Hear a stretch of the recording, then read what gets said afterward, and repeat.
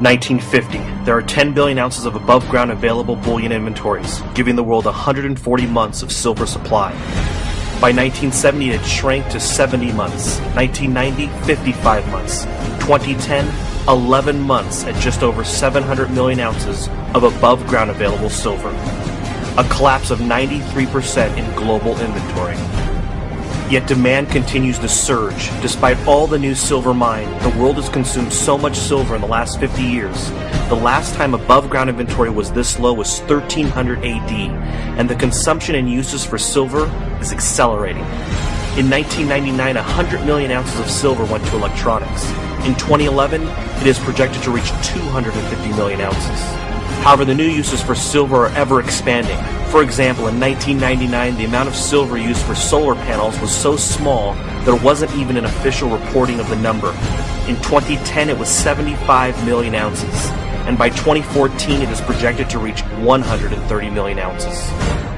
Investment demand is also on the rise. In fact, in 2010, the U.S. Mint sold 35 million American Eagles, which means that the 4.8% of silver mined in 2010 went to create a single coin. The odds of these coins being melted down are next to zero, as this is the most popular coin in the world. So it is safe to say the silver that was used for these coins is just as gone as the 50 cents worth of silver in your cell phone. As the Fed prints and investors begin to flood into the money of gentlemen, relative to the amount of fiat currency, there isn't a lot of silver to go around. New mines in the US and Canada take 10 years from the time of discovery until they can produce a single ounce of silver. In Nevada, the silver state, there is solid evidence that mine production has already peaked. Nevada produced 25 million ounces of silver in 1997.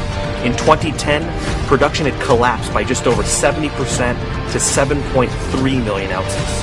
According to the research done by SRS Rocco report titled Peak Silver, of the top 8 silver-producing states in the U.S., all have peaked in production, despite all of our new technologies that have helped us extract the metal. In fact, according to the USGS, the ore grades have collapsed 95% in the past 75 years in the U.S. To put it simply, it is getting harder and harder to mine silver, taking more time and energy, both human and liquid, in order to get silver out of the ground. Right now, for every 10 ounces of silver mined, the world is mining 1 ounce of gold. Gold, however, is trading 53 times higher than silver. The opportunity in silver is epic. The paper price suppression has made silver the biggest buy ever. Silver, a physical commodity that is needed for everyday uses, is being traded on the COMEX at least 100 times more than the actual physical supply. This has made it possible for 1 billion ounces of silver to be traded every single day in the paper markets.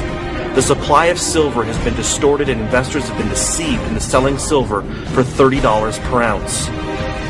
FutureMoneyTrends.com believes the suppression has become a gift for the average person to finally strike back at the heart of the machine that has benefited from the fiat currency system. Due to industrial uses, FutureMoneyTrends.com is projecting a physical silver shortage by 2020. Yet with the current system melting up, we believe we could see a shortage as soon as 2015 as investors flood into the $35 billion silver market. If silver during the Euro crisis had the same initial reaction as it did in 2008 with a sharp decline, we believe that due to the nature of the crisis, 2012 being a currency crisis, the demand for physical silver would be overwhelming on a global scale. As investors rush into the physical metal, we could very well see some type of silver shortage, or at the very least major delays on delivery if silver was to fall back below $24 an ounce. We are not saying that it is, but if silver was to pull back, all hell could break loose in the physical market.